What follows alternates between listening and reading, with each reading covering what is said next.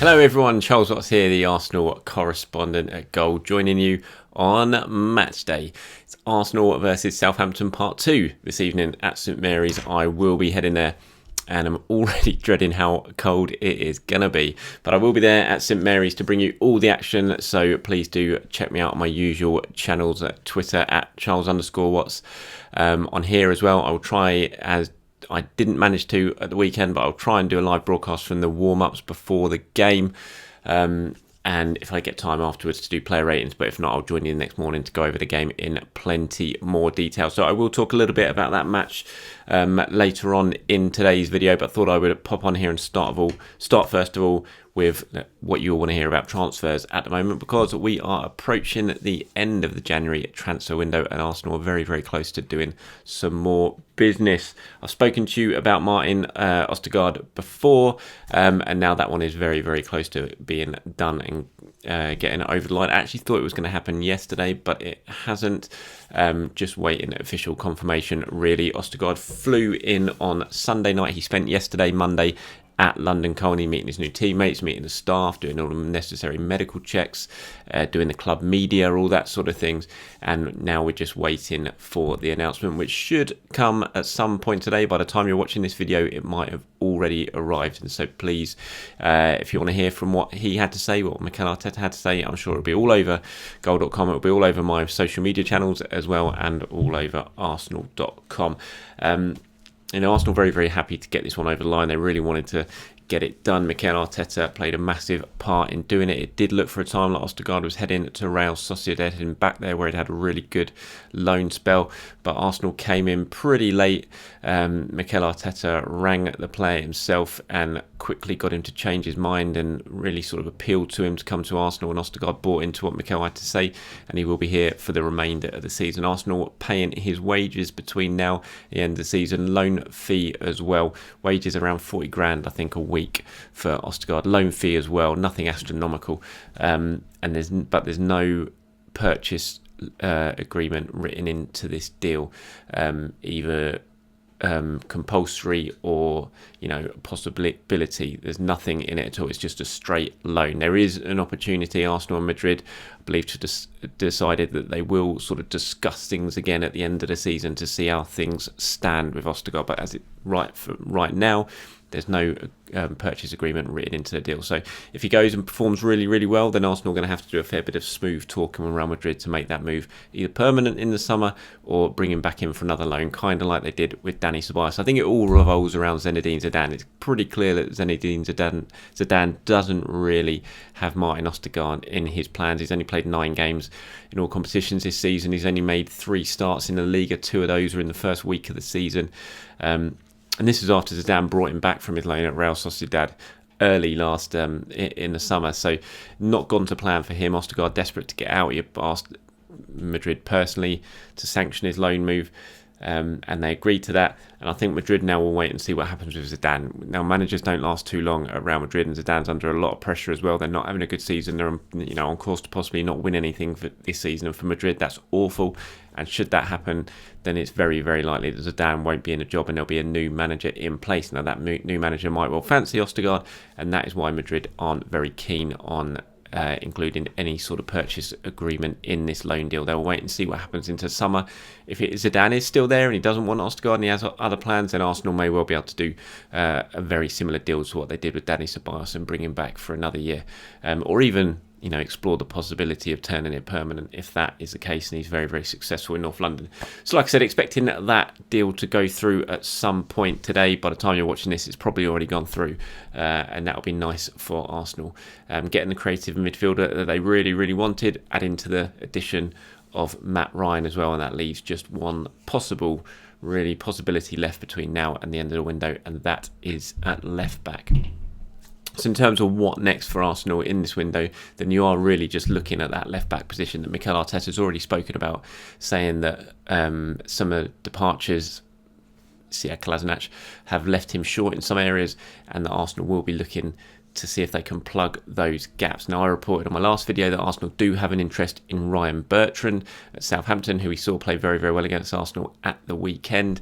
Whether that's something they would really be able to do this month, I think is probably unlikely, just because he's a starter at Southampton, and although he's only got a few months left on his contract, I think they'd probably see it as worthwhile just keeping him till the end, even if he doesn't agree to the extension that they're trying to get him to sign, and then let him go on a free transfer rather than let him go now for a cut price fee and not really get much money for him in the first place. So I think it's probably one that's more likely to go till the summer if Arsenal do look to do that one.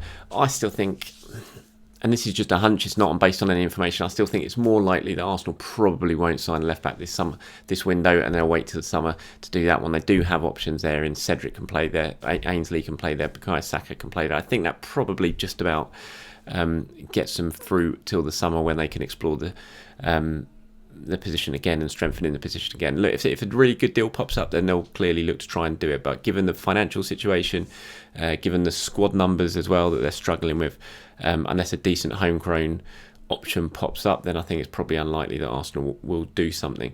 But yeah, Bertrand is certainly one of the left backs they're looking at. But as I said earlier, I still think that's probably more likely to be for the summer. In terms of what else could happen in the transfer window, still possibility of some players going out.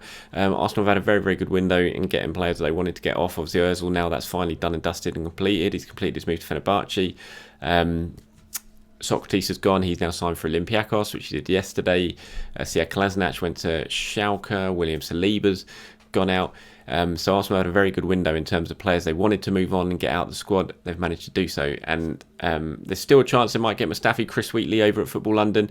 I'm sure you all know him. If you don't, go and give him a follow. Fantastic journalist. He was reporting yesterday that Arsenal and Mustafi are in talks about cancelling his contract early as well. So, if that were to happen and Arsenal could come to some sort of agreement to get him out before the end of his deal, then that would be a real bonus for them as well. It would also solve the issue of the 25-man squad rule, which they're going to struggle with again unless Runarsson goes out on loan because of Matt Ryan's addition. It's still they're still going to be short. They're still going to need to leave someone out. And so Mustafi going would certainly solve that issue, because it would leave them with a spot in the squad. Apologies to me, there's some banging. That's my children upstairs banging on the ceiling above me, which sounds like it's about to fall down any minute. So yeah, that'd be really bonus for Arsenal. And in the Europa League as well, they're just with Martinelli being available for the second half of the season. Even then, it means they're going to have to leave a player out, and that's before you bring Odegaard into the mix. So if they can manage to cancel Mustafi's contract early, that would be a big bonus, because it would solve them having to go through all that palaver again of leaving players out. And we already know from what happened during the first half of the season, that's not ideal. It won't be so much of a bigger issue if it's just Mustafi, especially as his sort of mates in the camp have all gone now as well, in terms of Ozil and Kolasinac, players that he's really, really close to. I doubt it would have that much of an impact on team morale, but it's still not ideal. And, for Mustafi's sake and for the club's sake, it would be better if they can come to some sort of agreement and get him out early. Focusing a little bit now on tonight's game, and I'm getting lots of questions about Pierre-Emerick Aubameyang. I can't really make it any clearer to you at the moment exactly what's going on with the Arsenal captain. By the time of recording this video, we haven't had any update from Arsenal. That may have come by the time you're watching this, and if it has, apologies, and please do head over, because if it has, I will have reported it on my social media channels and on goal.com. But as of recording this, we still aren't any clearer in terms of what's gone on with Aubameyang and how long he's going to be out for. Obviously, he was left out of the team to play Southampton at the weekend in the FA Cup. It was a late decision because of personal reasons. He travelled home, he left the squad, and we haven't heard anything since. Now, Mikel Arteta was, talked about after the game against Southampton, how much of a problem would it be if you're without Aubameyang for the long term? And he said, of course it'll be a problem, because he's a top striker, one who scores a lot of goals, and he's our captain, a really important player in the team. But we have to respect the timings. Let's see. I don't have enough information to see how things are evolving, and hopefully things will go in the right direction. Now, my understanding is that Aubameyang hasn't been at London Colney for the last couple of days, so he hasn't been training. The rest of the squad were in on Sunday. They were there yesterday as well, obviously, and there's been no Pierre-Emerick Aubameyang, which obviously that doesn't bode well in terms of his possible inclusion in tonight's team. So I think that's probably unlikely that we'll see Aubameyang for tonight's game. Like I said, obviously Arsenal may have release some sort of update after me recording this, so this might be a little bit out of date, but as it stands from where I am now, I don't think Aubameyang will feature just because he hasn't been involved in training and we don't know exactly what's going on. And if we still haven't heard anything from Arsenal, hopefully we'll hear a little bit more tonight when we speak to Mikel Arteta after the game. I think all of us just hope that whatever's going on with Auba, that his family are well, that he is well, and that he's back playing and back available as soon as he possibly can be. In terms of team news for tonight, we're looking at, Danny Ceballos is getting very close. I'm not sure he'll be involved. He was training on his own at Colney yesterday, sort of away from the group, so he's still obviously a little bit further behind, but so I'm not sure he'll be involved. I don't think Pablo Mari will be either, and like I said, I think Auba's inclusion is going to be very unlikely, so I think those three players Arsenal could be without. Again, Southampton have certainly got their problems, even from the team that won at the weekend. It looks like they're going to be without both fullbacks, Ryan Bertrand, who's suspended, and Kyle Walker-Peters, who had the shot that led to the own goal in the FA Cup. He looks like he's got an injury, so there's two big misses for Southampton there, because their two fullbacks are very, very important to them, as Arsenal found out to their cost at the weekend. So that will be a bit of a bonus for Arsenal. I think the big decision Mikel Arteta's got to make in terms of the team news and his team selection revolves around Aubameyang. Obviously, the team that Mikel's sort of settled on at the moment is obviously the 4-2-3-1. You've got Saka on the right, Smith Rowe in the centre, Auba on the left, and Lacazette up front. Now, if Auba's not there, then Mikel's got a big decision to make. What does he do? Does he play with Martinelli out on the wide left and just sort of slot him in place of Aubameyang and stick with the other three? Or what do you do? Do you move Saka over to the left, where we've seen he can be very, very effective, and then play one of either Willian or Pepe? Now, both of those two obviously very much struggling for form at the moment. Confidence very, very low. Saka's playing very well on the right, so do you really want to mix that up, or do you want to keep him there? So it's a big decision I think Mikel Arteta's got to make if, as expected, Aubameyang doesn't make it. Personally, I would go for Martinelli on the left. I know he didn't play too well in the FA Cup game, but I think I'd stick with him. I'd stick with Saka on the right, because him and Smith Rowe have got that fantastic understanding at the moment, and I wouldn't want to mess with that. So I'd stick him with the right. I'd have Smith Rowe left, Smith Rowe central, Martinelli left, and then Aubameyang up front. I think that would be my ideal team selection for tonight if, as expected, Aubameyang doesn't make it. So in terms of my likely 11, my predicted 11, again, this is not based on any information. This is just based on my what I would go for my predicted 11 if I could. As well as that decision Arteta's got to make up front with the possible absence of Aubameyang. I think at fullback as well, he's got to decide Cedric or Bellerin. I still think he sticks with Bellerin on the right-hand side rather than Cedric. I think Cedric was great in the FA Cup game at the week. Admittedly, he was playing out of position. I thought Cedric did play very well in the game against Newcastle before that. So this will be interesting to see who Mikel goes for, considering both of those players played in the FA Cup game. I still think we'll see Bellerin at right back, personally, but that's another decision that he has to make. So my predicted 11, I'm going to go with Bernd Leno, obviously, in goal. My back four, going to have Bellerin on the right, Holding, and I'm going to say Luiz as the centre-back partnership. I thought Gabriel looked way off the pace in the FA Cup game at the weekend, surprisingly way off the pace. And I'm going to have Tierney at left-back. Obviously, my central midfield partnership will be Granit Xhaka and Thomas Partey. And then I'm going to go with...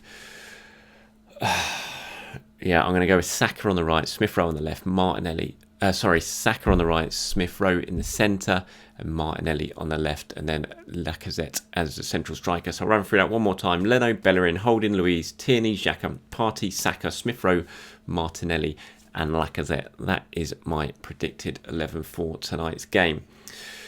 Right, so that's about it for today's video. Thank you very much for watching. As I said, I will be back tonight at a freezing cold St Mary's, and I'll try and bring you my live broadcast before the game, reacting to the team news and showing the warm-ups. And if possible, after the game, I will do my player ratings as well. Thank you very much for watching, everyone. Stay safe, enjoy your day, and I'll speak to you soon.